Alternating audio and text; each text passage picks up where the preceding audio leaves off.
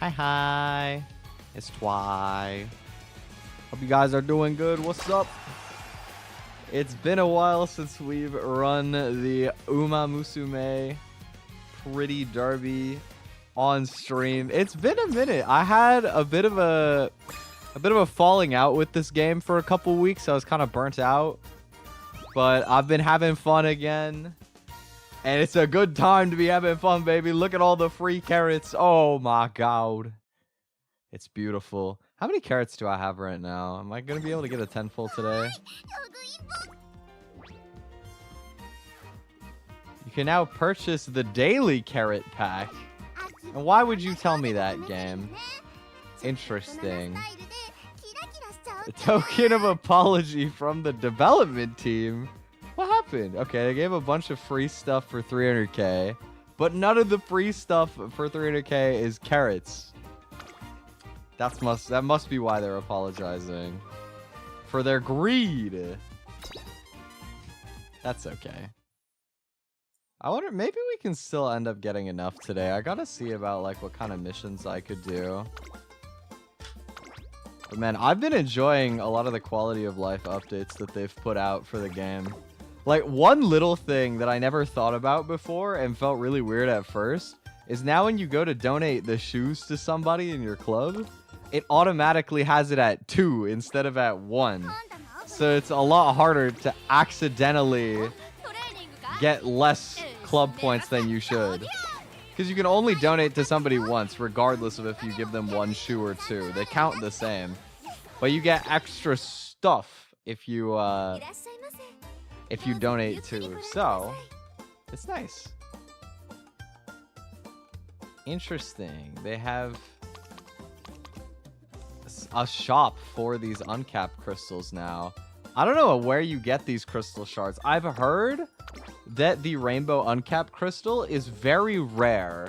And so, for the time being, I've been holding on to mine. What I did is I took my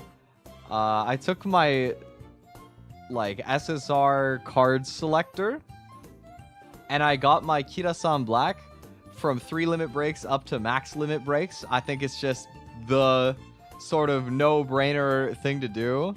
I've actually had a lot of friends asking me for advice with their Umamusume accounts recently as well, which has been kind of fun.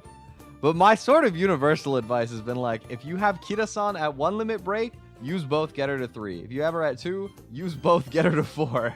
Unless you're going to pull on the Kira-san El Condor banner, which I don't know a lot of people that are planning to. Most of my friends are more interested in pulling on like the Uma banners, which I think is also fun. I've had traditionally terrible luck with pulling for Umas compared to support cards, but I think that it's a lot of fun. So this is a nice way to get your deck a lot more viable.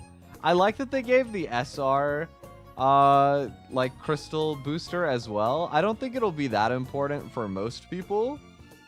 Or sorry, like if you have pulled a lot like me, if you've played the game a lot, the SR upgrader, it doesn't really matter that much. Like, you're probably gonna get most of the stuff that you want naturally. But it's very nice for a newer player who needs to get like usable speed cards. Super clutch for that. And I'm holding on to mine for now. I think I might use it to boost Shinko Indy at some point, because I remember a lot of people saying that this speed card was quite good. It had good output. So if I get more copies of Shinko Indy, maybe I'll use that to max it out. But I've been doing a lot of pulls on the AOHARU banner and getting a lot of stuff like that. I was initially thinking I would also try and pull on Kira-san Black El Condor Pasa banner, because I had Kira-san at 3 limit breaks and also El Condor Pasa at 3 limit breaks. So it kind of makes sense, right? You know, I'd be very likely to get max on both. But then I thought about it and I was like, honestly, I don't know if I need max on El Condor, but I definitely want max on Kira-san. So maybe I can save my carrots for later and just skip that banner by doing this instead. So that's what I did in terms of pulls. I also got the free unlock like make debut ticket, and I was really scared that I was gonna pull an Uma that I've already had, But thankfully, I got a new one. I got Special Week. So I have to do the story for Special Week at some time. I haven't done it before. But I'm really happy to just have a new Uma. It's been so long. It's actually been so long since I've had a new Uma, man. Because I went like 200 pulls on a huge dry spell of just getting nothing. And then I finally got one SSR Uma, and it was Biwa Hayahide, which is the only character on my whole account that I already have at 4 stars. Meaning it does almost nothing for me. I would have to pull Biwa like 4 more times before it would even matter. I think I've pulled Rudolph twice as well. I think well, because early on, like right when the game came out, I remember you got to select 1 3-star to unlock, and I chose Rudolph, and then I ended up pulling Rudolph at some point as well. So my luck with dupes is not very good, honestly. Or well, again, I'm saying that in the sense that they're not good to get dupes, but I've gotten quite a few. But it is what it is. We're chilling. Let me do my legend races real quick. Go through the motions here.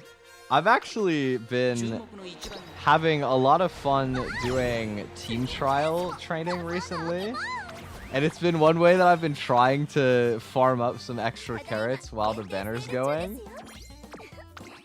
Just because it's a very easy thing to do if you haven't done proper team trial like training to begin with, and also you haven't done it since AOHARU came out, because AOHARU is just a lot stronger than URA Finals was, so you could just get like so much higher ranks. Like I got my first S rank, and surprisingly it was like it was still a good character to use, but it wasn't like the easiest way to get an S rank on my account, I would say. I'll show in a second here. Let me collect my stuffs.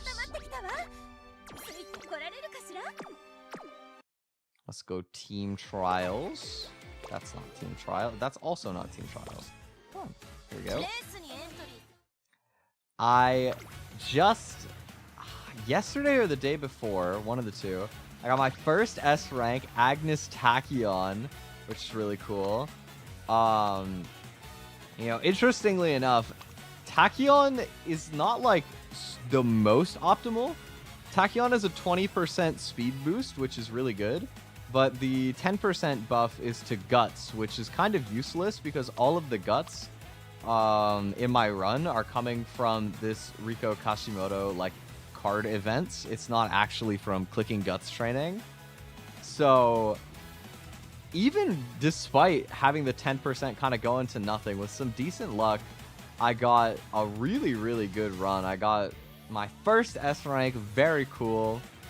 This is kind of the strat that I have deduced, by the way. If you're I did this with 3 limit breaks Kira-san as well. I didn't realize I hadn't gone up to 4 at the time that I did this. Interesting. If you're curious about how to get S rank, this is like your formula for AOHARU. This is how you do it. If you have your own Kira-san that's good enough, then you can... If you have Kira-san and you also have the 1 limit break on SSR Riko Kashimoto, or maybe Max on the rare one, I think you can probably do it. You use Kira-san. King Halo is good, but whatever SSR speed card, 2 wit cards, and then you borrow Fine Motion for like a really heavy wit card, and then you just click nothing but speed, wit, and recreation with Riko Kashimoto, and that's like the run. I'll probably do a couple today. Yeah, I've been going through and boosting up my team trials. I'm all the way up to team rank A2. My team rating is like almost 10,000 higher than it was before I started training stuff with AOHARU. And I still have more that I need to fix. I actually wonder if I'll make it all the way to like an S rank team. By the way, I love that you can do team trials in like 1 click now. It's so convenient.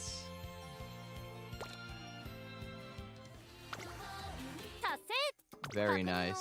Okay, daily race.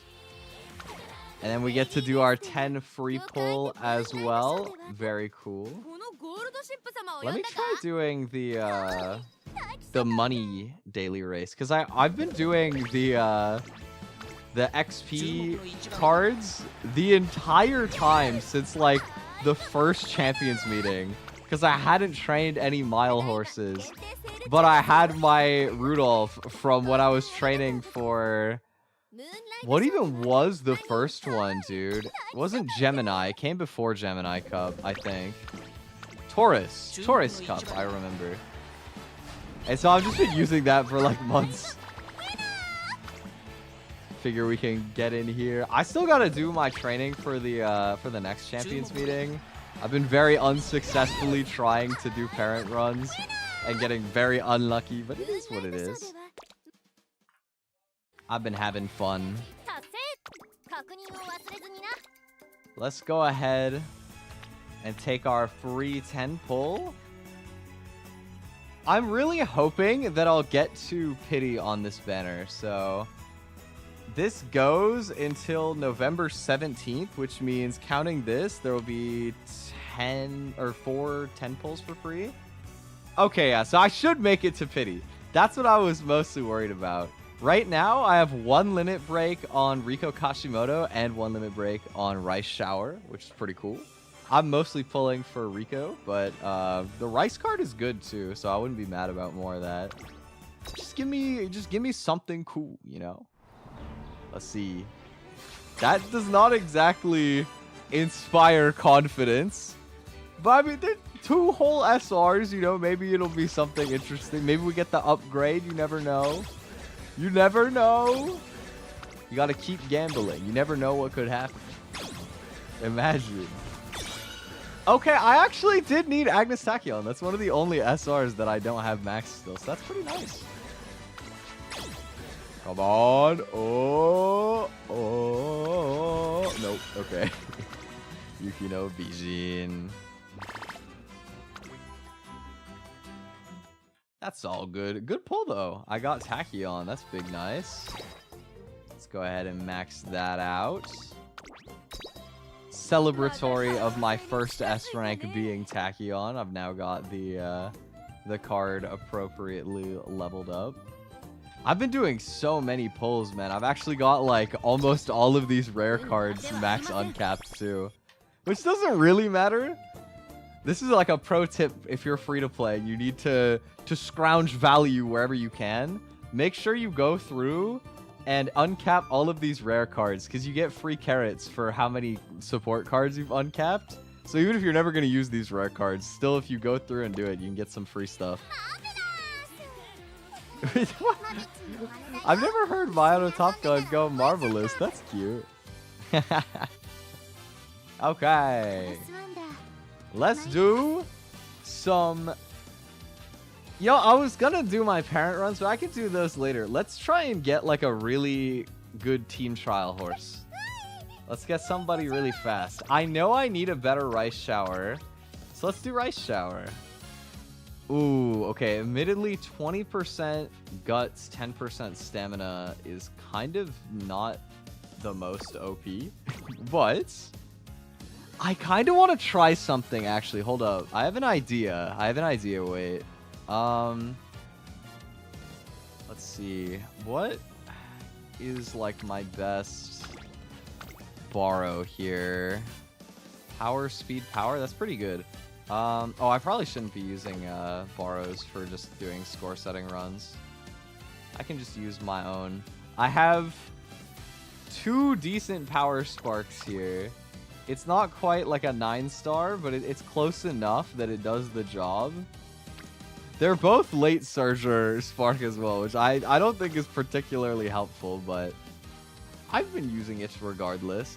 Okay, so the idea I wanted to try was the Guts maxing deck. I've never actually tried it out, but I know that this is like a decent free-to-play strat that some people do. Is you run AOHARU, you run this Machikane like event card that was given out. And then definitely we're gonna want Riko Kashimoto, of course, the GOAT. I guess what I'm wondering is like, do I even run 2 speed, or do I run like, do I run a 3rd guts? Do I run wits? I don't know. I don't know what's optimal for this idea. I guess we just have fun with it. We just try, right? Let's get Marvelous Sunday as a stat stick.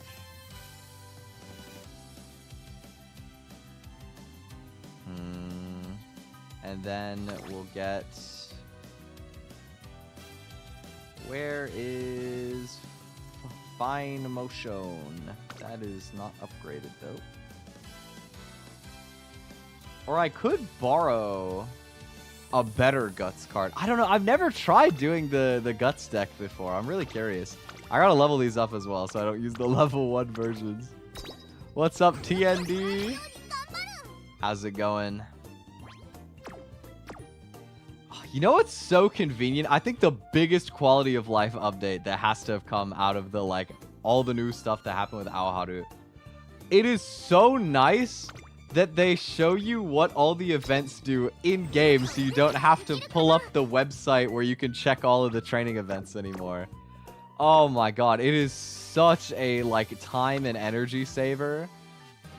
I love it. It's so convenient. But okay, this is gonna be interesting. I've never tried doing the Guts deck before. I don't know if 1 speed is, like, even particularly worth, but if it's Kira-san, surely you can't go wrong, right? I got my first S rank with Tachyon doing, like, speed wit deck with Riko. I would be kind of surprised even if we got, like, really lucky if we got an S, but I think we can get A+ on Rice for sure here, so... It's like nothing good turn 1. We'll just do mood up.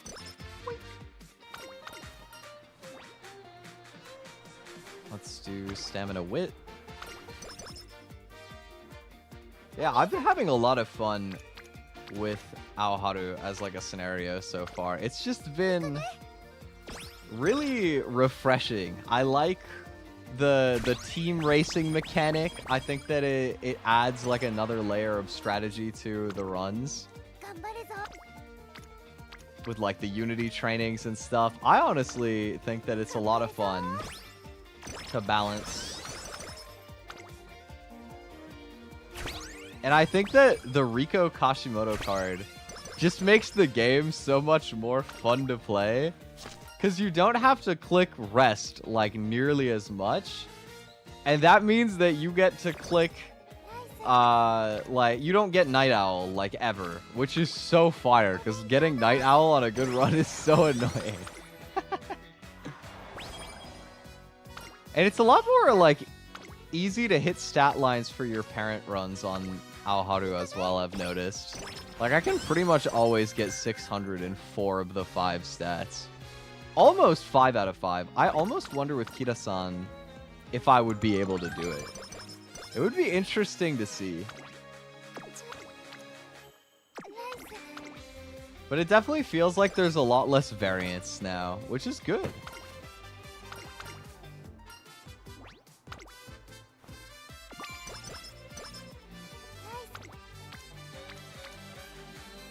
I've been playing a lot recently, which has been, you know, kind of causing me to procrastinate on stuff a little bit. But I've been doing some graphic stuff behind the scenes recently, which I'm excited about. I don't know if you guys remember, I used to have like a streaming overlay that I made for, like, my gaming scene that was very scuffed. Very old. There's a reason I haven't used it in a really long time. So I'm working a little bit on a new one, which I think will be pretty nice to have. Get something fresh in. At the same time, I'm, like, I'm definitely not like a professional graphic designer by any means, right? So it's always an interesting experience trying to get back into doing a little bit of graphic design and seeing what I can cook up. I've been having fun with it. I really gotta try that one productivity game that I got gifted off of the throne. I feel like that would be perfect for when I'm doing like graphic design stuff and I'm just chilling. That's like a really easy time to set something on like that and work in blocks. So I feel like I should try that out actually, because I haven't gotten around to trying it yet. I've been doing my like very like DIY version of that, I suppose, which is I've had this one specific YouTube video that I always go to when I need to like just chill and focus on some work, or like when I used to get really bad headaches. I don't know if I'd go as far as to call them migraines, but when I used to, I would like use this video to help me wind down as well. It's like this 8-hour long video of just like jazzy music with like a cafe background, and it's raining, so you have like the like gentle patter of the rain on the window, and oh my god, dude, it just makes me feel like so at ease, so focused. I don't know if you guys can relate to this. I think for me, it's one of those things almost like if you hear people say, you know, if you like always chew the same flavor of gum when you're like studying or something, and then you chew the same gum when you write a test, it'll help you like recall the memory better. It's kind of the same thing. I don't know how much merit it has. It kind of, I guess it kind of reminds me of like Pavlovian stuff, right? If you think about it conceptually, you're like training your brain to associate a certain like behavior with a certain like sensory factor. I've found that to be really helpful for me to just throw something on that's like really chill ambiance and just focus on work. I think maybe part of what it is as well is listening to like slow, gentle music with like ambiance to it, like rain and stuff like that. I think it helps to slow my brain down, because I don't find myself getting the urge to like, you know, if I have a second of downtime, check if there's like something interesting on YouTube, or check if there's like something on Twitter or whatever, you know. I find myself less often like clicking off for a second and getting distracted when I just have like chill ambiance on that lets me just kind of like mellow out and focus. Like it tames my ADHD. It's very nice. So I've been enjoying just like nice smooth music like that recently again. Been very helpful. Hi Sheen, how's it going? Hope you've been good.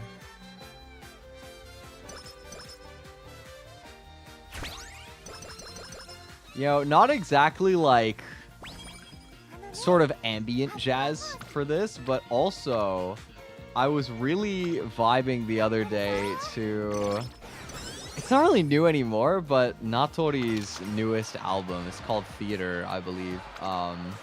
That's the guy that wrote Overdose, if you know that song. I know like every VTuber was covering Overdose when that song came out. It was super poppin'. But he makes really, really nice like jazzy stuff with like really funky bass lines. I was listening to that while I was hitting my workout yesterday. It was such a vibe, dude. It was great. You know what else I tried yesterday? Recently, I've been seeing my dad work out again, which is great. I'm really happy that he's back to working out, because he's kind of the one that showed me to use like the exercise machine that we have at home, and he helped me get into it a little bit. And then he kind of stopped working out for like a few months straight, which I mean, life happens, right? And he's a lot older, so I understand that it's harder to drum up that energy. But it's also one of those things where, like, once the ball is rolling, you just, like, gain energy from exercising.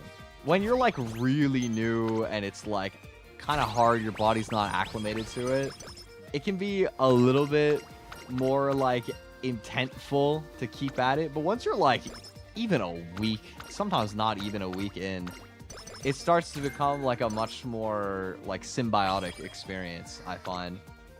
And I've seen him also using this like cycling attachment for our exercise machine.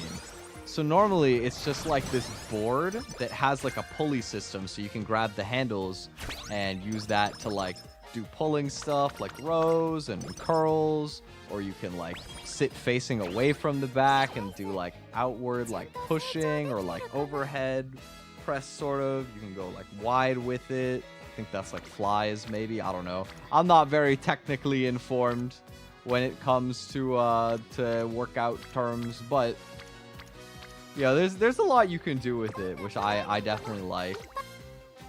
But something I never thought about is there's like an attachment where you can just stick this like wheel with 2 bike pedals at the bottom of it, so you're just leaving the thing at the bottom. You don't use the pulleys at all.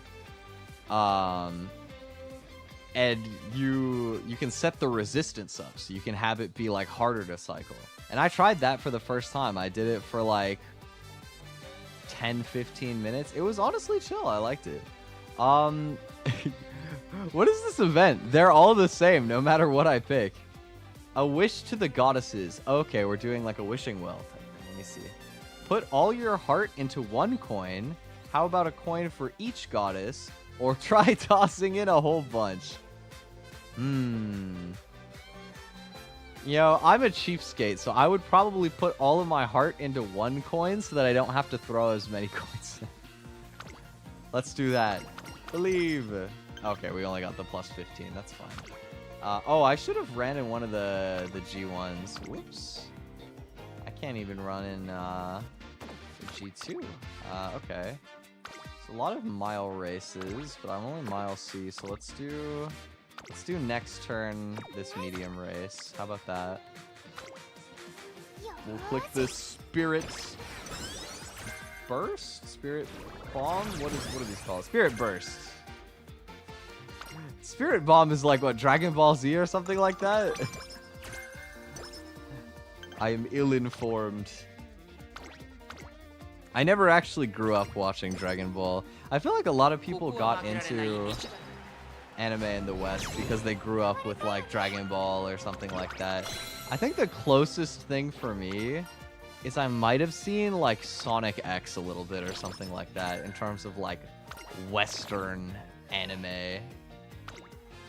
I never really got into it until I was older, honestly.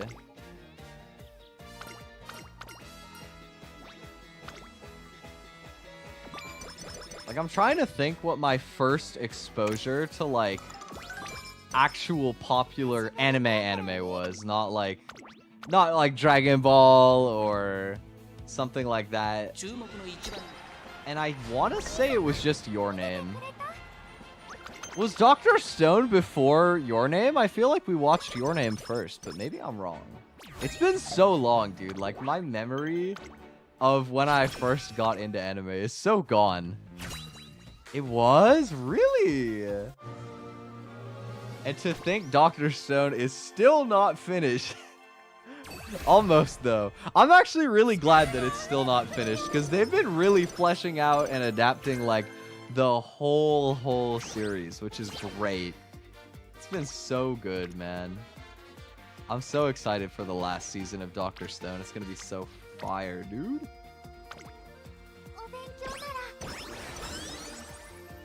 I was so against that's true. I do remember that I was actually an anime hater before I gave it a real chance.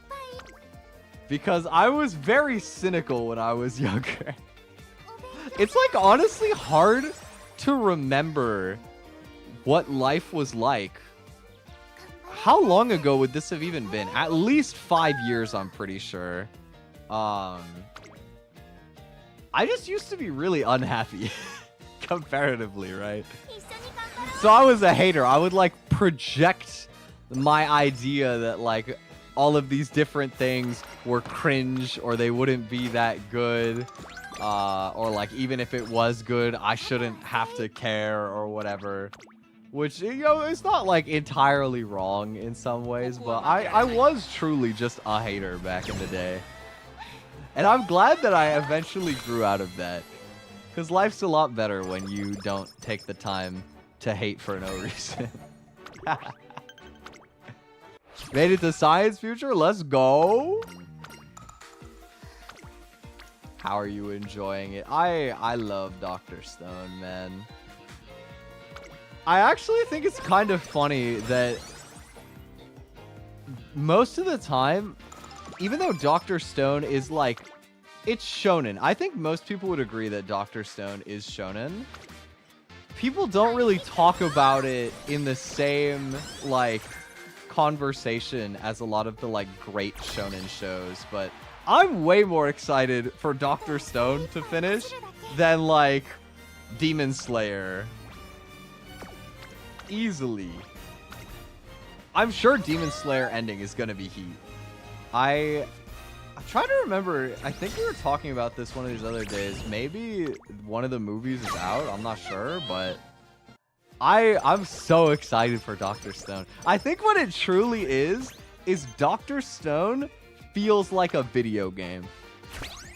It's like this beautiful blend of science fiction in a way that still feels like real science, but also just the idea of like, oh, the world resets back into like the Stone Age, but you have this guy who's like a science genius and he knows exactly what to do in this scenario. It almost gives the same vibe as when you're starting a playthrough of a game that you've already beaten before. You know what I mean? Like, it's just got that air of strategy mixed with, like, action that's not too action. I don't know how to describe it exactly, but it just works, dude. It just really works.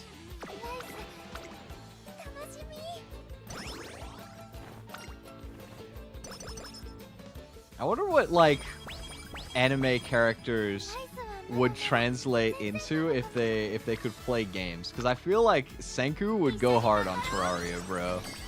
Senku would be the wiki friend. He would know everything without having to look it up.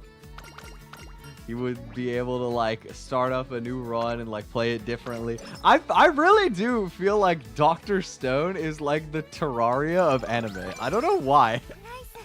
It's such a weird comparison to draw. But I really do believe that with my whole heart. Dr. Stone is the Terraria of anime, bro.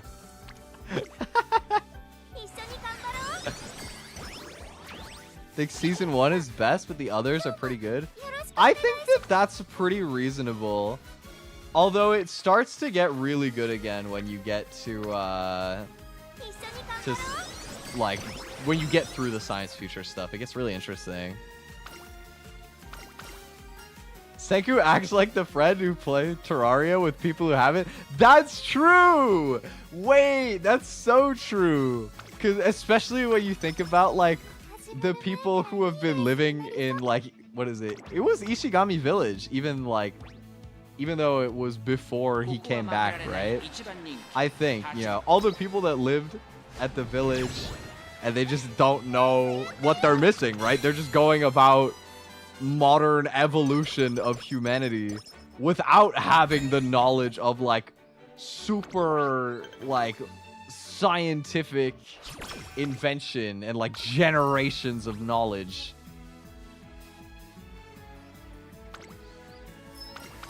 And then you have Senku over here who just knows everything. But that's, like, a lot of the fun of it, I think.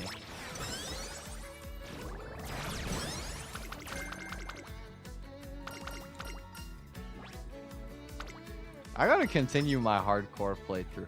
Then again, I remember I did a little hardcore Terraria stream the other day just because I had like no idea what to stream. I was like, you know, it'd be chill. Let's play some Terraria. And I hopped on that. I remember I actually had a good run started, but then it died. And I'm trying to think about what else. I started another run. I remember that. I don't remember if I even got a weapon, but it would be fun to give that a little bit more of an extension. I've also been thinking about trying hardcore Minecraft. I don't think I would beat it, but it could be interesting. Or like maybe I shouldn't do hardcore. Maybe I should just try and like beat Minecraft for once. Because that's something I was thinking about, is the fact that I still have never actually beaten the Ender Dragon before in like a regular survival playthrough. I feel like not having done that in the big 2025, despite having played Minecraft for like over a decade on and off, feels low-key illegal. It feels wrong. Like I should have experienced that by now. For some reason, I've never gotten around to it. Well, I guess what the reason is like, when I was younger, I liked to play a lot of minigame servers like Mineplex and Hypixel and stuff like that. Or I would play modded Minecraft and just do like... I liked Pixelmon a lot so that I could play Pokemon with my friend back before there was anything really multiplayer that existed for it outside of that. It was like, oh my god, you can have like open world Pokemon with my friend. Like, that's insane. You know, back to like middle school Twi. That's just... that was unbelievable. It was like my worlds colliding. And so I loved that. But I never really had much of an interest in survival. Like, if I was gonna do something solo, most of the time I would just like hop on creative and build random stuff. I never truly got into like just playing survival and going through the motions of that. So I feel like it could be kind of fun. I don't think it takes that long either, even if you're not like speedrunning. Although I do wonder how hard it is to learn how to speedrun Minecraft. Probably pretty hard. I'm very scared of the Nether, so going there without like a lot of armor and stuff, I think I would have a heart attack.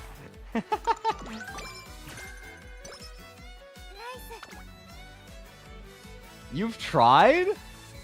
What was it like? What was the Minecraft speedrun experience? Pretty hard? I would imagine. Well, I think that Minecraft speedrunning is also one of those games where learning the speedrun is a lot...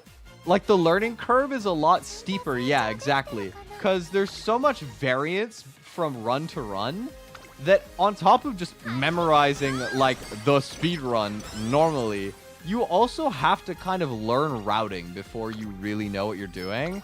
I guess you could learn it on like seeded runs, I suppose. But that's boring. Who's doing seeded speedrunning, man? You gotta for Minecraft. I feel like that is part of the draw of picking a game like Minecraft to speedrun, is the routing aspect of it. It's kind of the same reason why I'm not like that into Elden Ring speedrunning. I think it's cool, but I haven't really engaged with it. But I love the people that do Elden Ring bingo competitively, because it is basically just speedrunning, but with like a lot of depth to the routing. Like, you actually have to think about how you can combine objectives and like check for different stuff as you go, instead of just like following the meta path. You know what I mean? I feel like that kind of routing is really interesting.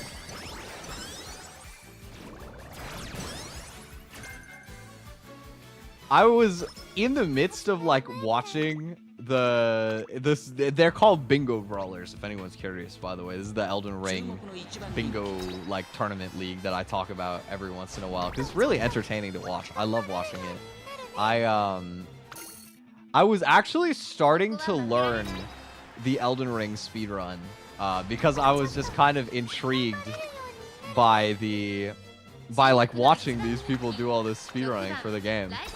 I didn't get very far, but I started learning it. I also tried to learn one of the main skips in the game, and dude, it is so hard. It's so finicky. I tried for like 20 minutes and I couldn't even... I like almost hit the first step of the skip once in like 15, 20 minutes, and I just gave up. I was like, nah, I gotta pick an easier route, bro. If I ever try this, there's no shot I'm going for that. Cause like, it's not even like I might gamble into a time save. If I did well, I might lose 10 minutes compared to just doing it normally. It's just so hard. Some people are just so goated at like speedrun mechanics, man. So impressive. For Minecraft, bastion routes are the biggest ones you need to know. I don't even really know like what bastions do in Minecraft. I feel like I'm such an old head about the game that I legitimately don't even know what bastions are for. I think it's something to do with like the trading in the Nether where you're trying to get ender pearls, right? Like maybe it's, I don't know if it's like easy to get gold or if it's just like that's where pigmen are now. I guess that might be the case. Bastion trades are how you get ender pearls, fire res for the fortress. Oh, you get to use fire res potions? That's so nice for like just reassurance.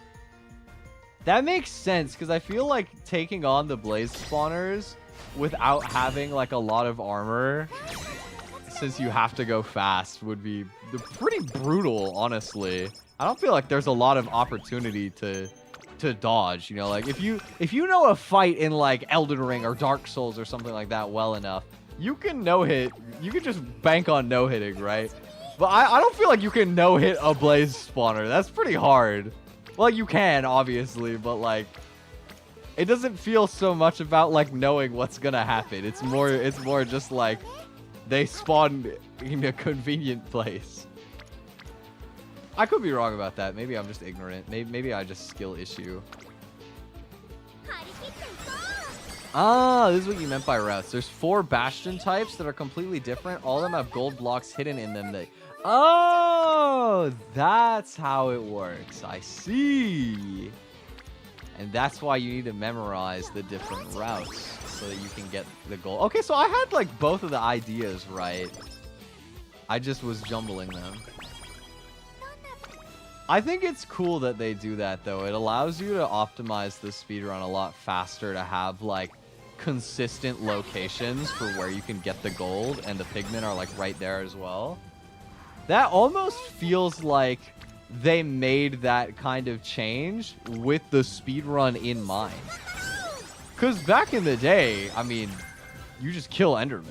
And, like, there's no reason why you can't still do that. But it's cool that there's like a better option in terms of the speedrun meta. Not always 100% consistent. Well, that's tough, not gonna lie. But I guess that just comes with speedrunning Minecraft, right? It's one of those games where you accept that you will be resetting like a billion times and hoping for the best. Like, you really do have to get a good run and then also perform instead of just like performing, you know? Yeah, exactly. Like you have to get a good seed. Is a lot of what it boils down to. Which feels, in some ways it feels kind of bad, but on the other hand, like, it can be kind of interesting to do stuff like that. I actually think, you know what? Prepping Umamusume is kind of like speedrunning Minecraft.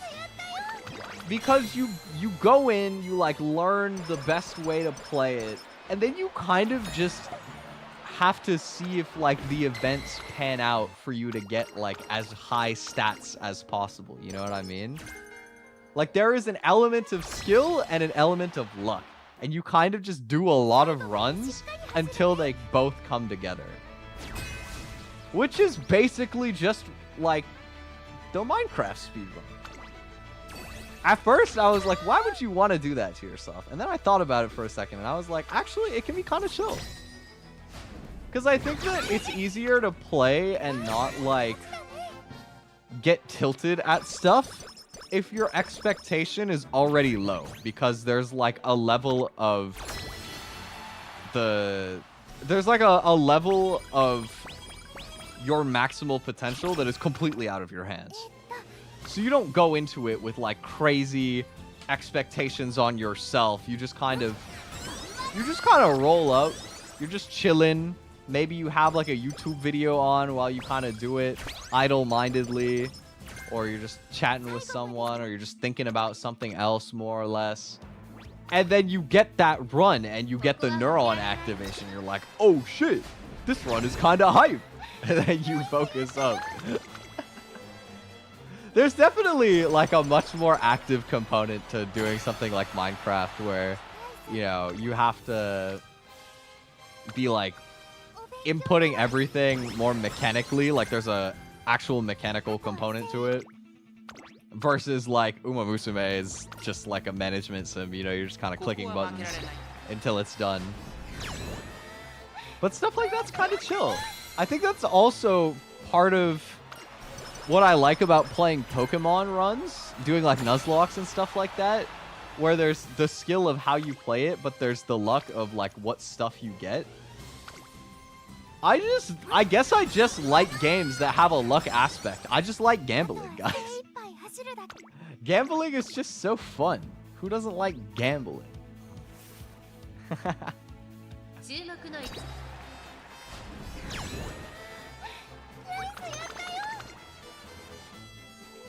This was interesting. I think if I were to redo this run, it's probably better to run 3 guts cards and then like just drop the speed card. I don't think the speed card did much for me. This run was okay. It didn't go too bad. It was an interesting experiment to try using some guts cards. Because I know this is like a very free-to-play friendly deck that I've never tried for myself before. It's a pretty high overall stat spread, actually. Like, the maxes aren't as high. But, like, the lowest stat being, like, 700 is kind of crazy. No stopping me. Determined Descent. Maybe tail held high and... I should do a recovery skill. Let's see. It's on is really good price. Let's drop Rushing Gale. Let's take Unruffled. And we'll do Tail Held High and Ignited Spirit Guts. Boom. So what rating actually is this run? Because I have no idea how good my stats are. It's like too weird of a stat line. I can't... Oh, it's still actually 13,000 score. That feels kind of crazy for a run that has no S-rank stats to be an A+. That's kind of sick. It's not optimal, but it's cool. I mean, that's about what I was gonna go for replacing my Team Trials Rice Shower anyway, so... Get in there. Look at that. That'll get me to A3. Give me some more free carrots. Yes, sir. So now almost everybody is A+. I need to do Rudolph. I need to do Mayano Top Gun. I need to do El Condor Pasa. And I need to do Vodka. That's the other one. Okay. El Condor is my lowest. So let's trade up a new El Condor. Let's do that. We get our daily carrots as well. Boom. I need to get 200 carrots. Can I do that? Main. I'm 3 career playthroughs away from getting 100.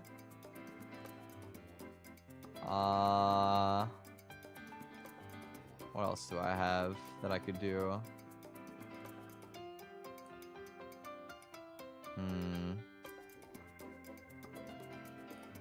What if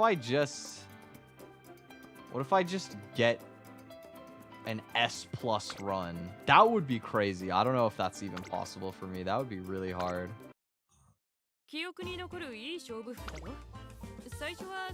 Change an outfit. Let's do...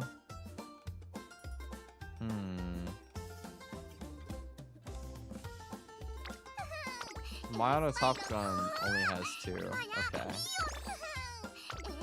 I like the second one better, but cool to have both.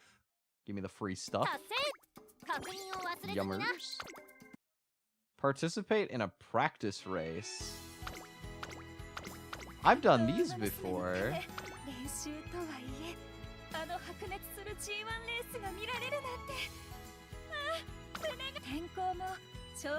Let's just do a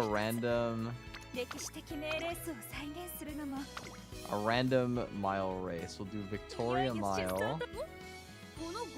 And then I'll bring... Let's try out Taiki Shuttle. Brass Wonder. And then, who else do I have that can run mile?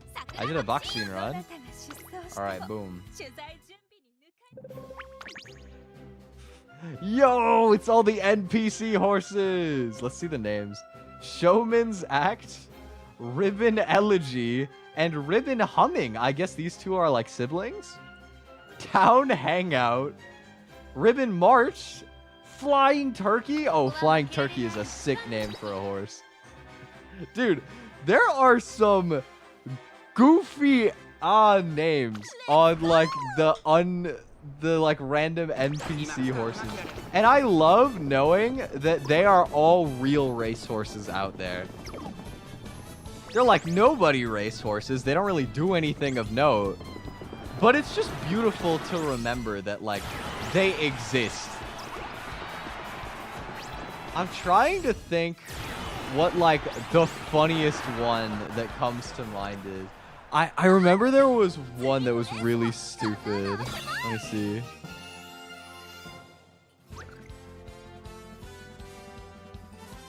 Oh, I can't remember exactly what it was, but I feel like there was one of these like NPC horses that was named like Love in One Touch or something like that.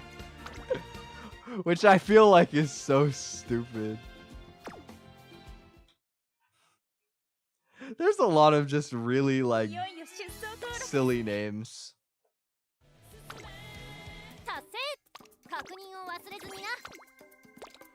I like that it's a global thing too. Like the names of the racehorses in Japan, there are some pretty stupid ones like that. But I remember I watched a clip of like a Western horse race. It was because it was a race that had the Skibidi Riz horse, the guy that named his racehorse Skibidi Riz, right? But like, I was thinking like, wow, that is so stupid but funny to name your racehorse Skibidi Riz. But it almost doesn't stand out that much when you look around, because like, one of the other horses that had like a crazy highlight in that race was just named Journalism. Like, he's just called Journalism. That's just his name.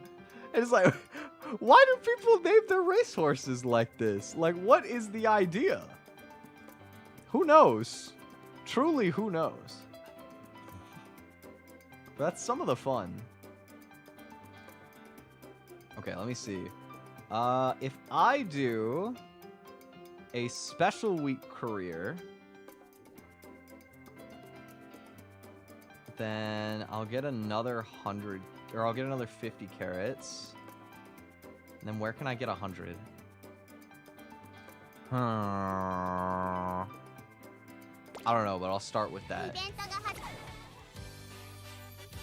We're so close. I want to get another 10 pull. I don't know how I'm going to do it, but I'll find a way. I'll have to like actually go through and pay attention to Special Week's story at some point too. What is your what is your career like, Special Week? Let's see. 20% stamina, 10% wit. Okay, that's like not amazing for this, but fine. What else we got? What races do you run? I don't think this button does what I thought it did. Nope. Special Week is like the main character of the Umamusume anime, right? Or like, I think the first season of it anyway. I still haven't watched any of the Uma anime. One of these days, I gotta get on it. Alright, what we got? Let's do it. We will grab the usual 2 sparks when I'm not doing my borrows. Just take my power boys. And I'm just gonna run the regular old deck. Actually, okay. So there's no... What I'm basically thinking about is I'm not gonna have the speed, like, bonus. So I'm gonna need to click more speed. But I do have a wit bonus. So what I'm thinking is I can probably get away with doing just 2 wit cards and 3 speed cards instead of the usual, like, 3 wit 2 speed that I've been doing for AOHARU. We'll do Marvelous Sunday.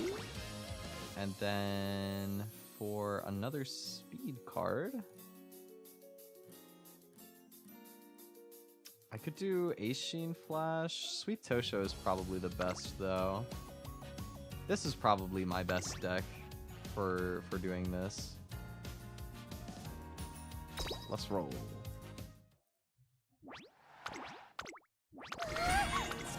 Maybe with good enough luck, I could get another S rank. Can you imagine? Oh my god, that would be amazing. I still remember, I was pretty surprised when I got the S rank run, because I wasn't sure that I even could do it with my current cards, but it's definitely possible. And a lot more possible than I thought initially as well. Like, I don't think S plus is anywhere near doable for me, but I could get like a 15,000 score on the right Uma. Like, if I do like Taiki Shuttle or something like that, and I get a good run, I think 15k is possible. Which would be pretty neat. Pretty bonkers.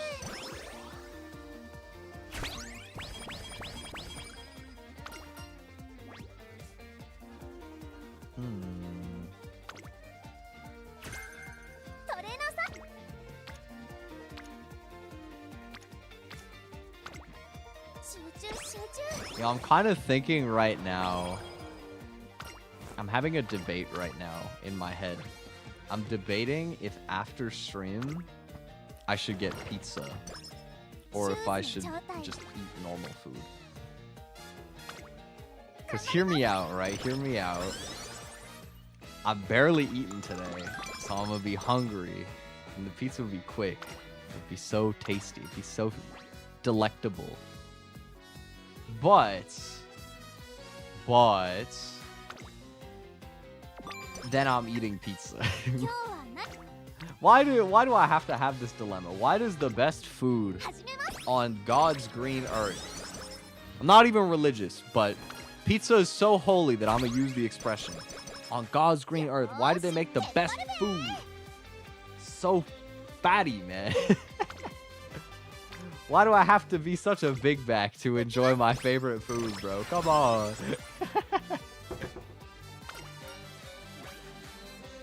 Now, this is why I eat, like, really, really inoffensively for like 5 days a week is so that I can get pizza like twice a week and only feel kind of fat.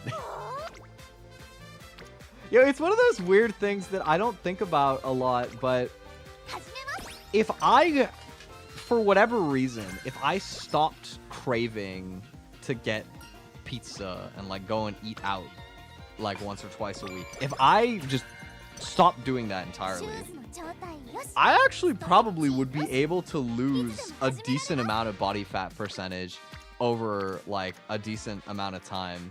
And then maybe I would get toned. Maybe my muscle would be like a lot more visible. But then again, what is the point of like being healthy if you don't use it as like a reason that you're allowed to enjoy good food? Like you don't, like you can enjoy stuff in moderation and still not feel like trash from your day-to-day existence. Because eating too little junk, or like eating too little in general or too much in general, I feel like you always end up feeling not ill, but just off. Like physically, you just don't quite feel right. You don't feel tapped in the same way. But I don't know, like, I'm just a fatty, bro. I just like good food. Like, to me, part of why I enjoy working out, part of it's like the discipline of it, you know, part of it is you feel good after, you know, you get those endorphins. It's like a rush. You know, it's just nice. But at the same time, there is 100% an aspect of it where it's like, I don't have to feel as bad for myself about eating junk food sometimes. Because some stuff just isn't replaceable to me. You know what I mean? When it comes to like food experiences, there's some stuff that you can kind of bypass and get a good enough alternative, and some stuff you can't. So I still like eating ice cream sometimes. I have it around, but I will go like days without touching it because a lot of the time, if I want to have ice cream, I can choose to have yogurt instead. And compare them side to side, ice cream's way better. Like, don't get it twisted. 100% the ice cream's tastier. You know, it's like creamy in a better way. The flavors are better. Like, it is just better. But in the absence of a direct comparison, yogurt will scratch the same itch that ice cream is asking me to scratch most of the time, right? Most of the time, it gets the job done. I don't think that there is a way in hell that I could have some sort of like healthy alternative to a pizza and feel like it hits the spot. You know what I mean? I just don't see it. It's just hard to imagine that something like that could exist. Maybe I just haven't found it yet. I do think that it's not like impossible, but I think it would be difficult. Because like, I think the closest thing I've seen to a healthy idea of hitting the same craving as pizza is pizza beans, which is like, I've never actually tried making it, and maybe I should try it someday, honestly. I would be definitely stepping out of my comfort zone with food in a way that wouldn't be too much at once, I don't think, right? Because the idea is simple. The flavor profile is just pizza. It's like beans, tomato sauce, cheese, some like Italian seasoning. It's basically pizza flavor as a sauce for your beans. I'm not really a bean eater, but if I found beans that were like very tactile, like they hold their texture well, and you serve it with bread, like you get some decent bread, it could low-key maybe hit that spot without having the aspect of, I think a lot of what makes pizza unhealthy is not just like the cheese being, you know, like fatty, but also the fact that when you cook cheese at like, I don't know, 800 degrees or whatever ridiculous temperature pizza ovens go up to, right? It denatures the proteins and it does some weird stuff to it from like a health perspective. I don't really know the full science behind it, but I do know that much. And so if you get like the pizza flavor profile with something else, there's nothing actually like particularly bad for you about it, you know what I mean? Like protein, tomato sauce, bit of cheese, and some bread to like give you a little bit more like calorie to it, give it some substance. That's a pretty complete meal, like all things considered. You know, I haven't thought about it much until now. Maybe I should try and crack the code of pizza flavored stuff that isn't pizza.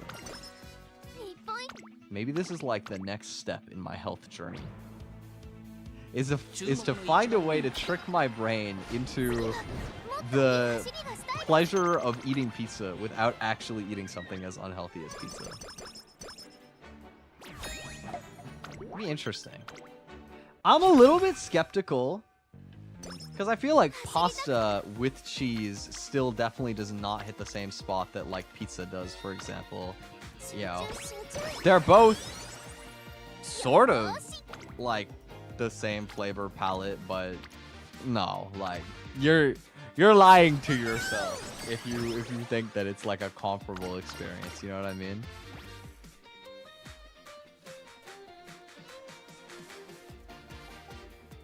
Oh my god. Special Week has an option for plus 100 energy? Go full bulldozer. Plus 100 energy. That's worth it even if you get slow metabolism. That's insane. What? Now, I'm already like full energy, so I don't get to go full bulldozer. We're just gonna have like a little nibble of food here. That's crazy. Oh, there are no good G2s left to run. Uh-oh.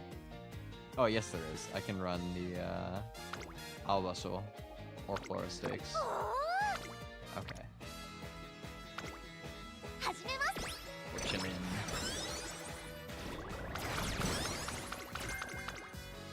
Yeah.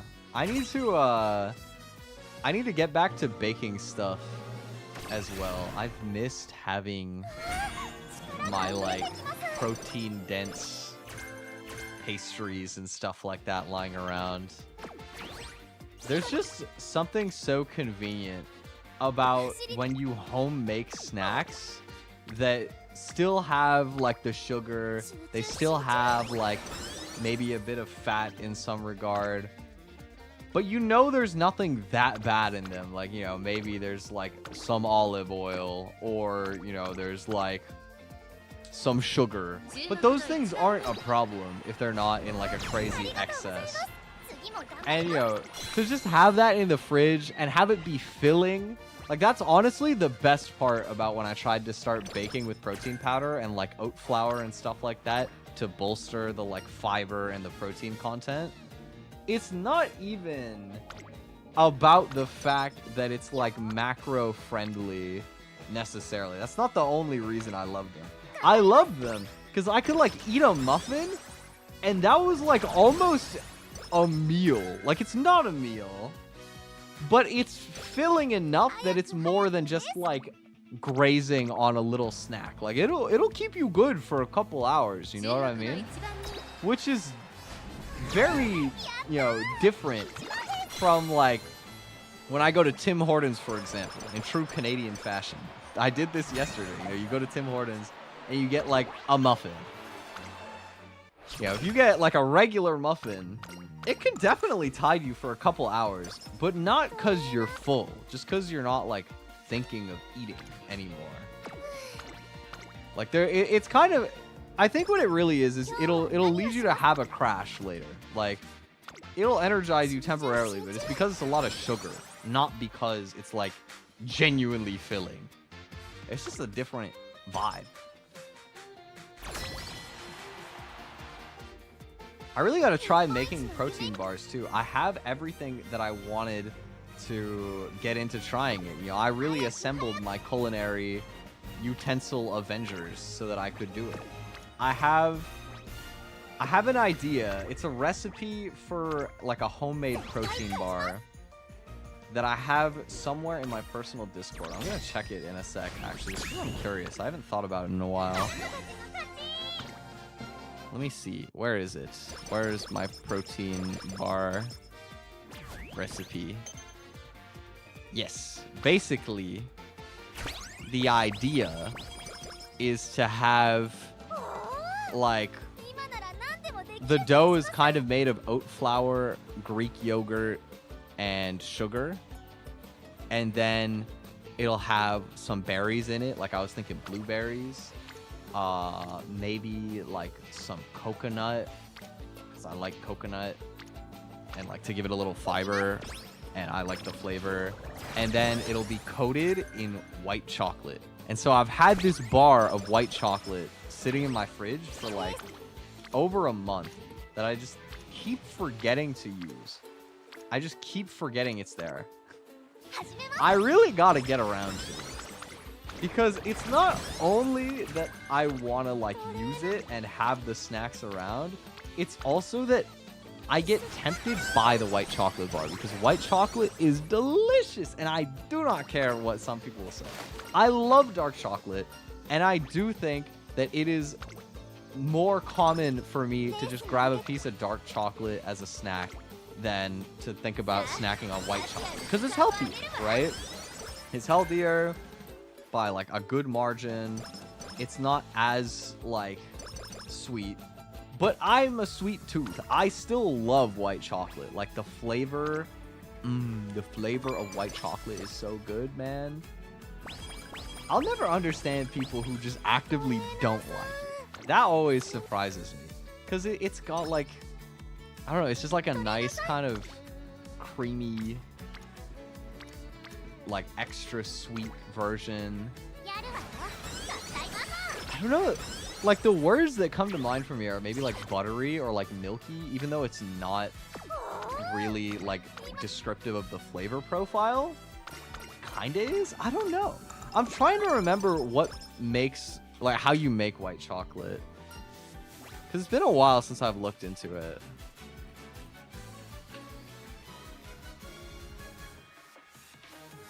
Oh, there is milk solids in white chocolate too. Well, I mean, I guess all chocolate has milk solids. It's just the percentage, right?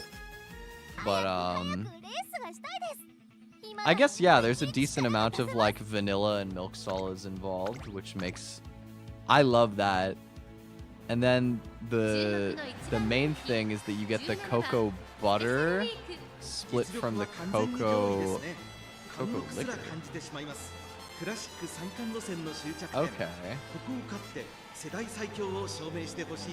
Interesting. You're removing the cocoa solids and just using the butter, which is why it's not as healthy as dark chocolate, but it's still good for you. Well, no, sorry, it's not good for you, but it's not that bad for you. But it's not this, you don't get to have the same vibe of like, oh, if I eat like a square of dark chocolate every day or two, it's good for me. Because in moderation, like, yeah, it is. Like, there's kind of no downside to doing that. But, you know, white chocolate, not quite as OP nutritionally, while still being chocolate. But it is delicious. So, every once in a while you gotta indulge yourself. Like, what is the point of dieting if not to enjoy your cheat days?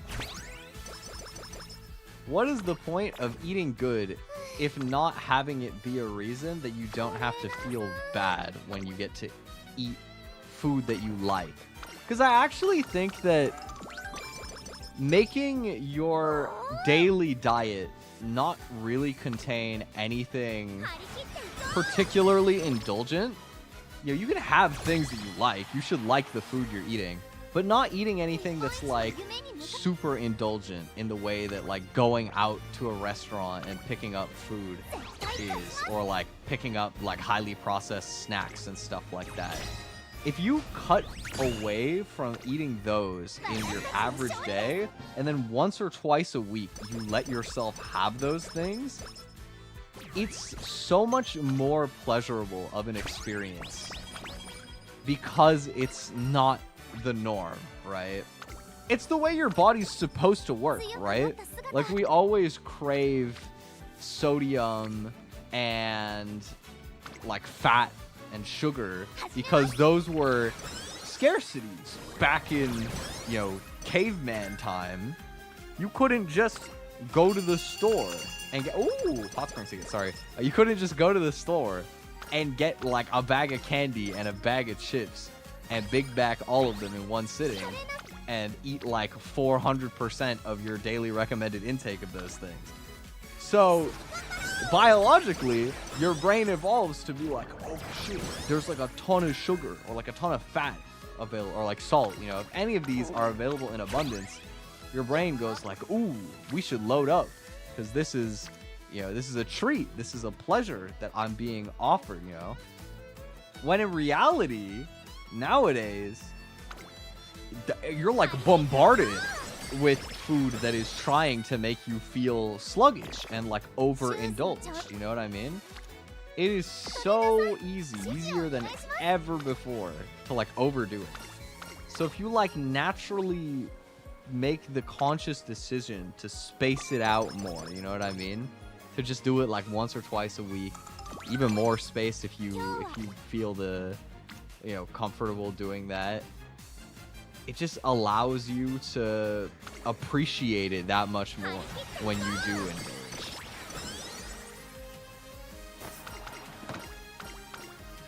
I think that applies for a lot of things with maturity. It's kind of the same mentality you have to get good at working on stuff at home.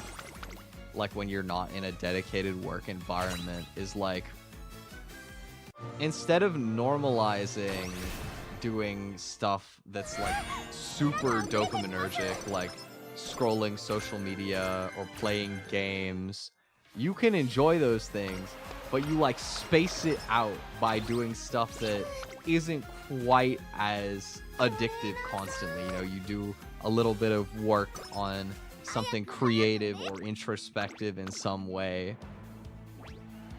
Or this is the same reason that I feel like working out or like going for walks and stuff like that is really nice. Like, that's something I've found as I've started working out more, is I find myself more inclined to go for walks on a regular basis. Why am I like just getting booped? I have stats for this, don't I? Maybe 400 stats a little low. Okay. There we go. Thought I was gonna fail. But yeah, you know, like, the more that I get like physically tapped in with my body, the more that it appeals to me to just go for a walk, like not going anywhere in particular. You know, sometimes I'll make it a trip, you know, you go to like a little store, buy like a small snack, or you go to like a Tim Hortons or something, if you're Canadian like me. Because sometimes, you know, a little chocolate bar is a nice treat. But a lot of the time, if I could choose between that or going to Tim's and getting like a donut or a muffin or like something like that. Or the yum. Easy decision. You know, I feel so bad for people outside of Canada for not having Tim Hortons as like a regular thing. Because it's just so culturally impactful. It's so beautiful. Like, I remember I was talking with Shiny earlier. I remember he messaged me.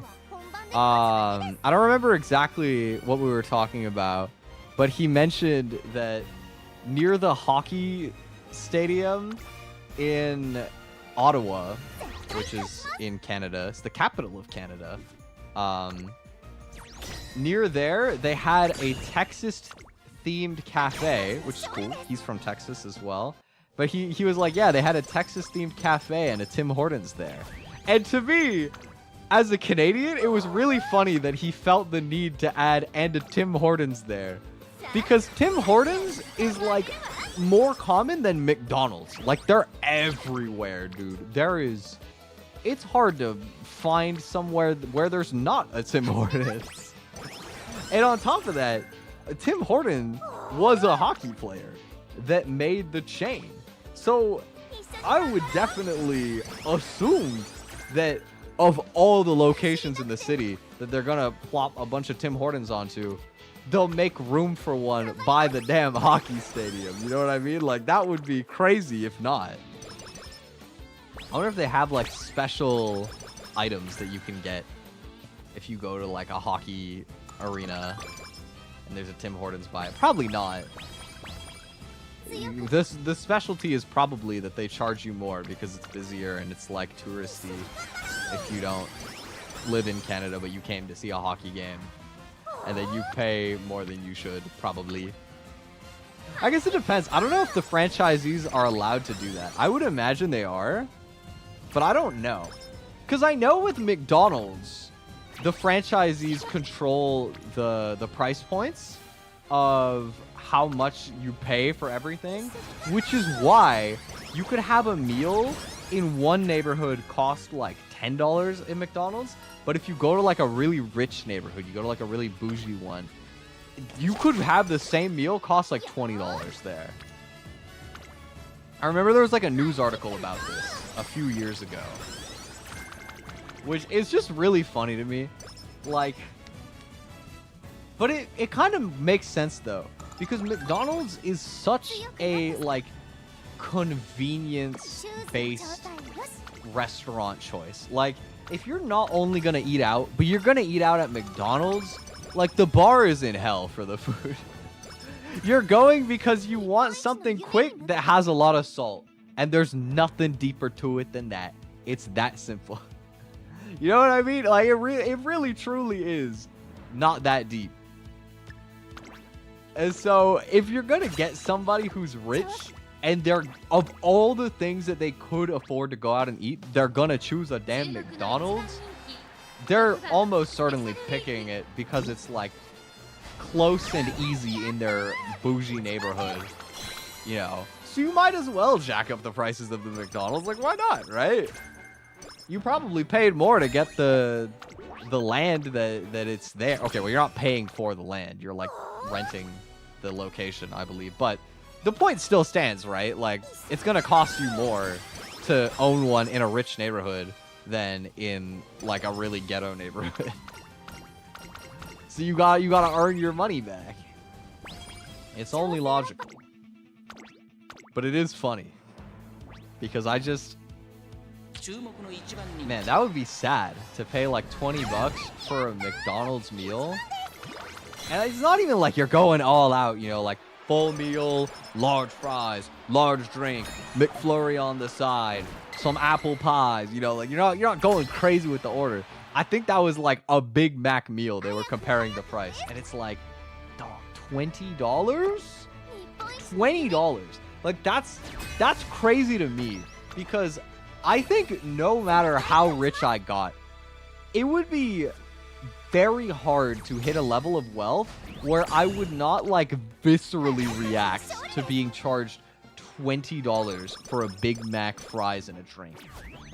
Like, that just doesn't feel right. That feels wrong. I feel like I can't in good conscience support that with my money. That's not fair. It feels illegal. Like, that's one thing that I think will always surprise me is about rich people. Not like ultra rich people. Like, if you have like tens of millions of dollars, you're probably not thinking that much about if your McDonald's costs you $20 instead of $10.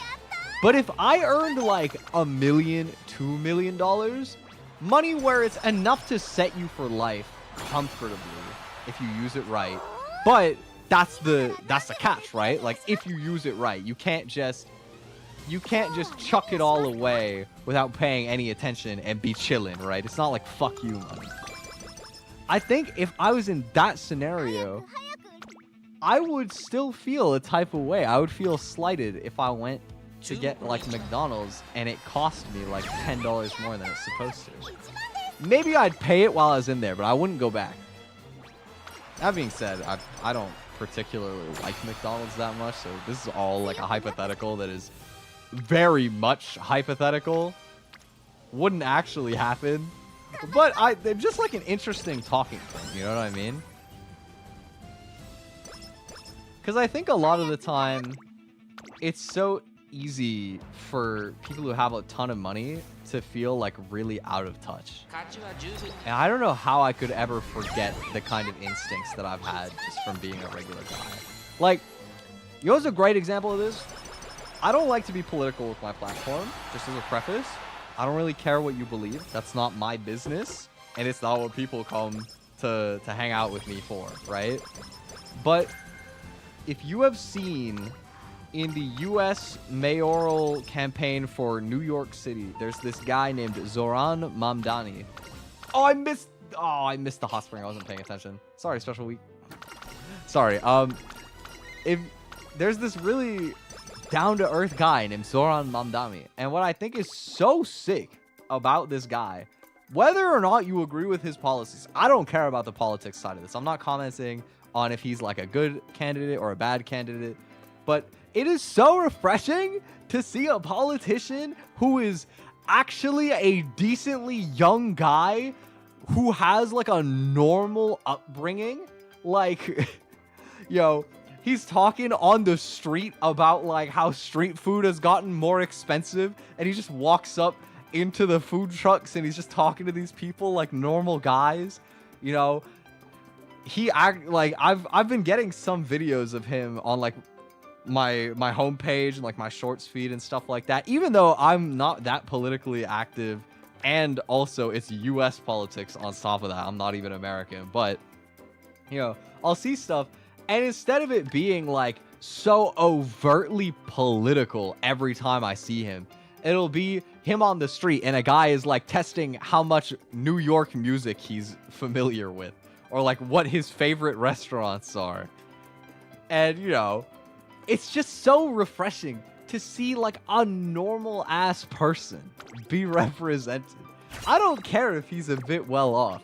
He feels like a guy that you could just chill with. You know what I mean? And that's a dying feeling. There's like so many old people in politics now. It doesn't feel that normalized anymore to just see like a dude. I think that's dope. If nothing else, love or hate his policies, be neutral about it. I don't care. It's so refreshing to just see like a young guy with a regular personality actually be like an option. I think that's dope. Oh, I forgot that I would get an extra story for this. I think I'm gonna get a temple. I think we're gonna get a temple for the end of the day. I think, maybe. Hold up. Do I make it? Oh, I think I made it. 1513, baby. Get me in there. Yes, sir. Actually, wait, hold on. Do I have anything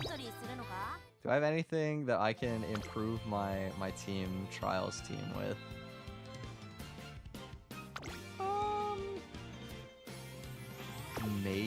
No, not really. My special week run wasn't that good. That's okay. Okay. You guys ready for one more 10 pull, and then I'm probably gonna bounce. Get some food. But before we get some food, we gotta feed the gacha addiction. Let's go. Let's see if we get anything cool.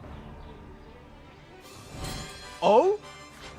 Ah, okay. I don't have that card yet. Oh, wait, I do? I don't have very many copies of this card anyway. So, you know what? That is nice. If nothing else, I'm happy to get the Nishino Flower card. Oh! Okay, we're just getting all the upgrades into SRs. This is good. I didn't have Narita Taishin max limit break, so now I do. That's nice. What else you got for me, game? Show me a SSR upgrade, though, please. Imagine. Oh, on the last one. Oh. Ah. Oh, I still got a couple SRs that I needed, so that's not a bad pull by any means. Hello, Keiko. How's it going? How many uncaps I can do? Kishi Akebono. I saw that her banner is up now. I had a couple like trainee tickets to try for it, but I didn't get anything. There we go. We get 1 limit break on that. We get max on Taishin is nice. Gotta flesh out the speed card inventory. Is Air Shakur SSR a good card? I'm not the most familiar with it, but I do remember when the game was new that some people were literally calling it the worst SSR card. Now, that being said, I know they reworked some of the cards to be better in this recent update. So let me look at Air Shakur as a card. I don't have it, so I have to check like a Game Torah or something. Let me see. Okay, SSR with Air Shakur. Let's take a look. I mean, the stats are nothing crazy. It's very average in that regard. The skills that you get are very average, except for straightaway spurt. Straightaway spurt is really useful to have as a guaranteed option. So that's actually really nice for like if you're doing parent runs and you're training any end closers like Gold Shift, Narita Taishin. Well, actually, Narita Taishin doesn't need it; it's inherent. But any end closers, it's really good. I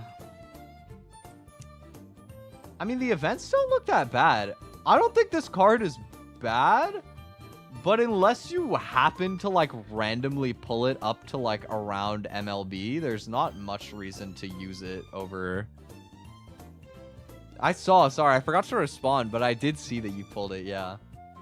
I mean, so the truth about most of the support cards in the game anyway, that I think a lot of people don't realize for a while, is most cards that are SSRs are still worse than your regular SR cards unless you get like at least 3 limit breaks. Like, there are some exceptions. Riko Kashimoto is like a decent exception where 1 is enough because you get I don't remember exactly what it is that you get off of that like first limit break. Maybe it's the training effectiveness or something like that, but most of the benefit is just the inherent like effects of the card and the events with the recreation, so it doesn't really matter, right? And it's also not replaceable. Like Riko, you either get what the card provides you or you get like nothing, like you're just running a regular card, right? So for this, it's like a little bit different.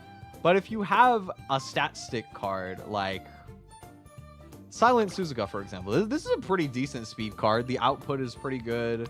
There's a lot of different like useful skills if you're training a front runner. But this card, I have no limit breaks, will always lose to like pretty much any of my speed SRs that I have maxed out. And it will only change if I got this to like probably at least 2 or 3 limit breaks. There is a really useful tool. If you look up compare tool on Game Torah, you can compare like the exact like stat output differences of all the support cards in the game. And you can choose how many limit breaks you're doing for each of them as well. So you can do very specific comparisons. Very, very helpful for deck building and figuring out what's actually good. But most of the time, having like well upgraded SRs way better than like 0 or 1 limit break SSRs. And I know they gave out the this like SR uncapped crystal as well. So if you don't have like a bunch of speed cards maxed already, you should definitely use that to try and boost up one of the main speed cards, like your Sweep Tosho or your King Halo, are both like those are probably the two biggest ones, I would say. King Halo, Sweep Tosho, and Shinko Windy is also really good, but you're unlikely to have a bunch of copies because it's a newer card. But those three, I think, have the best stat output of any of the SRs. And then like Aishin, Flash, Taishin, they're like fine. They're good. If you have a bunch of limit breaks on these and like none on the others, then you probably should run these. But they don't have quite as much like speed output as the other ones. Yeah, from what I've heard, if you have the maxed out R Rico card, it's better than no limit break SSR. But if you get one limit break on the SSR, then it's better to run the SSR version. I don't remember exactly why. I can check the compare tool right now, actually. Let's do that. Let me take a look. Why is Rico Kashimoto with one limit break good? What's the difference between 0 and 1?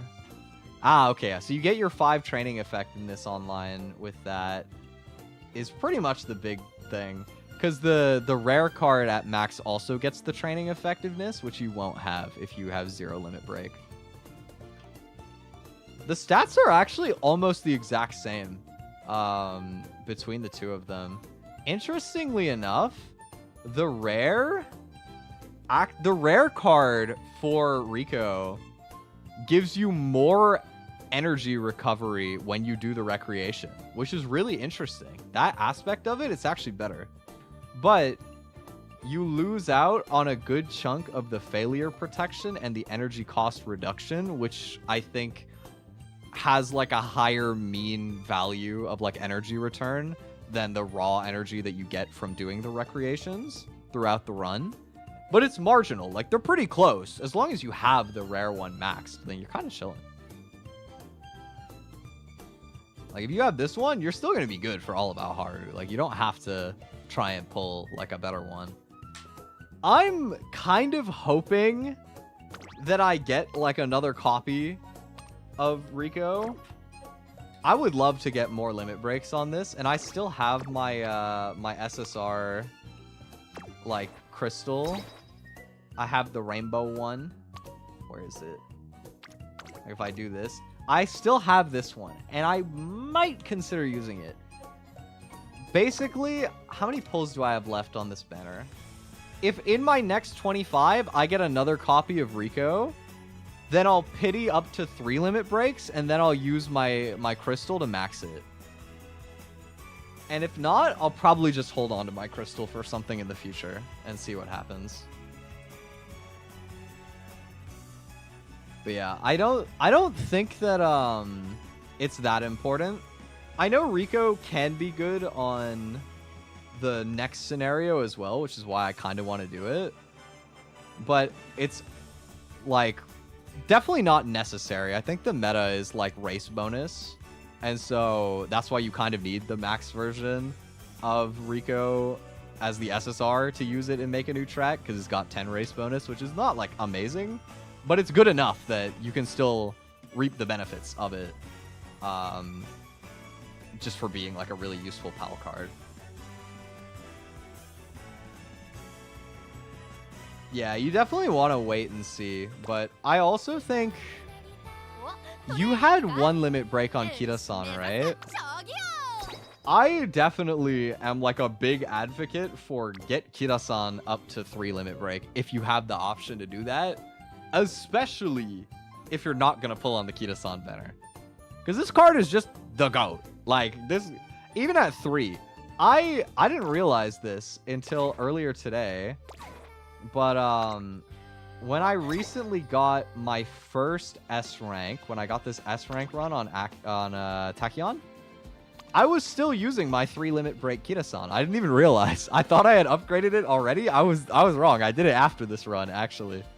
And otherwise, I had the 1 limit break on Rico, but this probably could have been the rare one.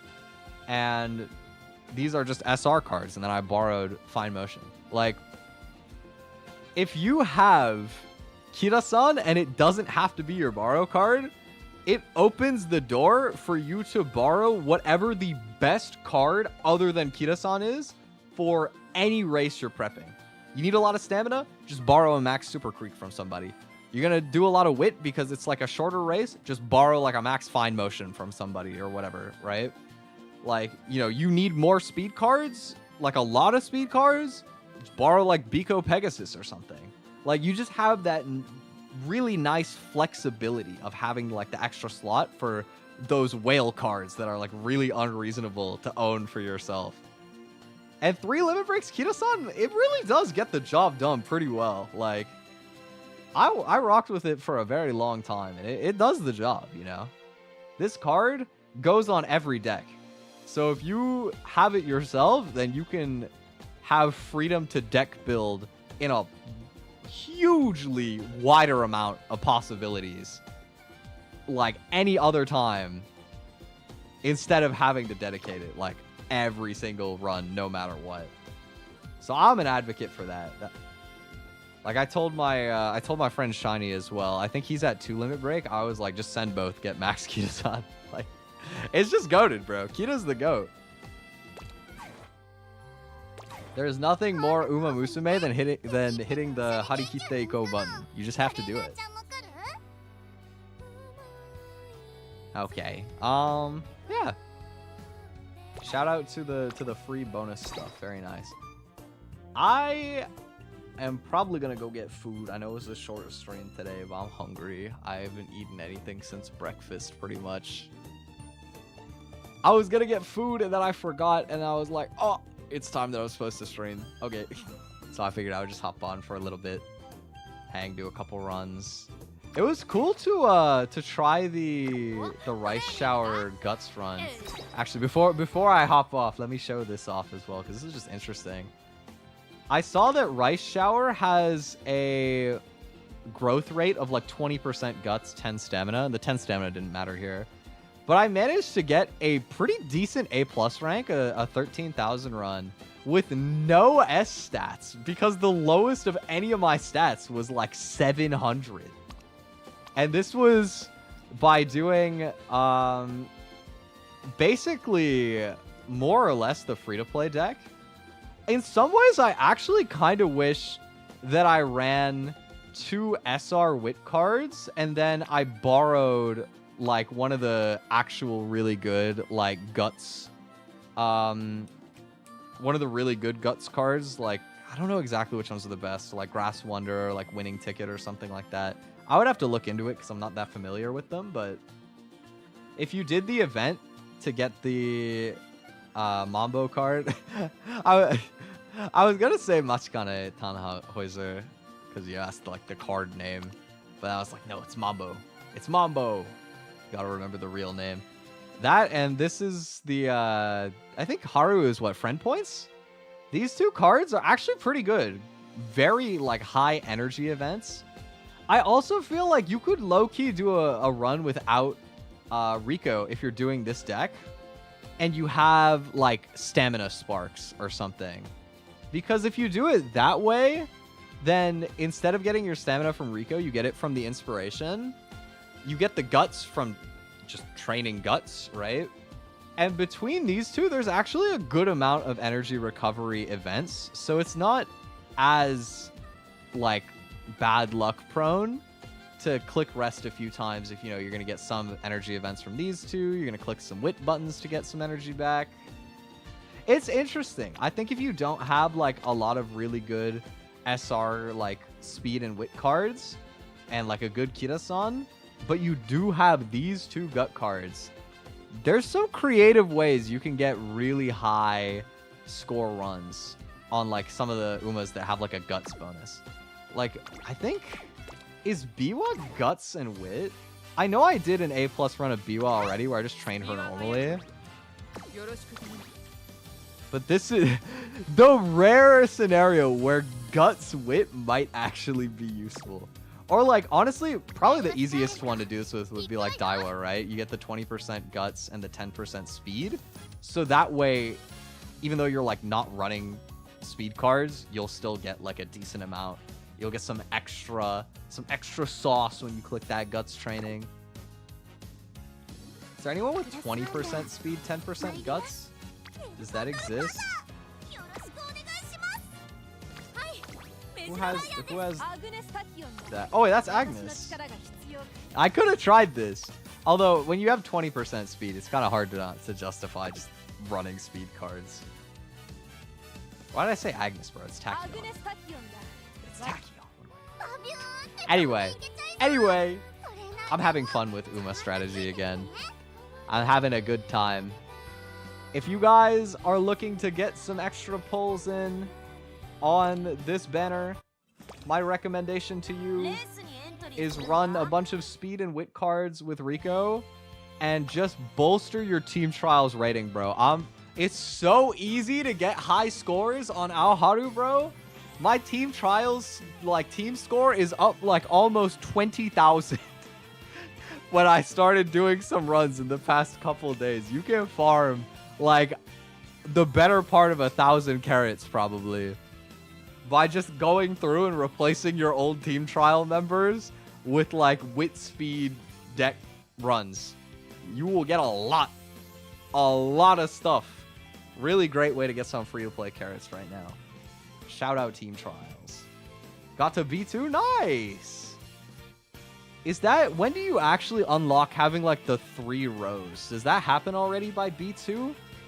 I don't remember, but when you get to have 3, it gives you a lot more opening to rank up easily as well. And I think by having my rating this high, from what I've seen out of like the few times I actually did do my team trials for once, it's a lot easier. I think I'll be able to retain like the class 6. I'm in class 5 right now, but I think it'll be easy to retain class 6 with like a bunch of A+ Umas. Because you just get the higher scores so easily compared to before. Maybe it'll catch up, like as people get more time with AOHARU, they'll like just have better Umas and the bar will go up. But for the time being, like, it's actually pretty easy to get your class up on team trials. So big ups to that. Okay, I'm gonna go get food. Thank you guys for hanging with me. If you do any Uma pulls, if you haven't done your 10 pull today, good luck. May you get whatever SSR you're hoping for. And I hope you guys have a wonderful rest of your day or evening. I'll be back tomorrow. I'm going to be doing like a little Osu tournament with my friends. And it'll be a lot earlier in the day than usual. I think probably like 1 p.m. Eastern I'll start. It'll go for a while. But if you like seeing the rhythm game stuff, I'll be doing that tomorrow. So yeah, hope you guys have a wonderful rest of your day or evening. And I will see you tomorrow. Bye!